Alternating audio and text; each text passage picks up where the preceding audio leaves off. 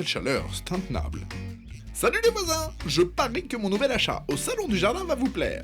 Tadam! Et voici le V6200, l'ultime ventilateur brumisateur. Waouh! Attention, je le mets en marche. Arrête, Louis! Louis, je pense que tu peux ramener ton jouet là où tu l'as acheté pour le faire régler.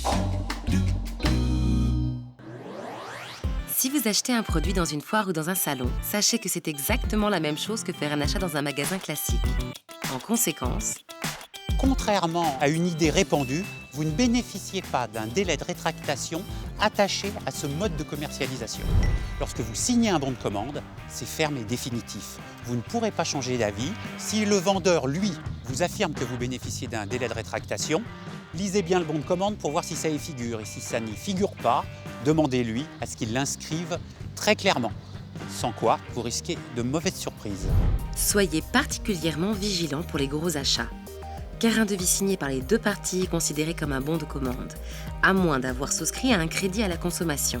Dans ce cas, vous bénéficiez du délai de 14 jours pour annuler le crédit, ce qui annule automatiquement la vente.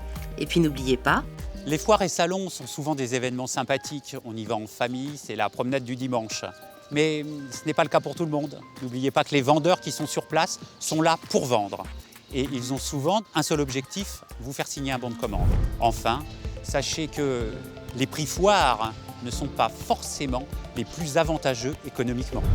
en bref, gardez en tête que prendre son temps n'est pas inutile et qu'il vaut mieux réfléchir 2 fois plutôt qu'une avant de signer. Car une fois que vous l'aurez fait, vous ne pourrez bien souvent pas revenir en arrière. Quand vous faites un achat sur une foire ou un salon, sachez que vous n'avez pas de délai de rétractation. À moins que vous n'ayez signé un crédit pour financer votre achat. Dans ce cas, si vous annulez le crédit, la vente s'annule aussi. Et surtout, prenez le temps de la réflexion avant de vous décider.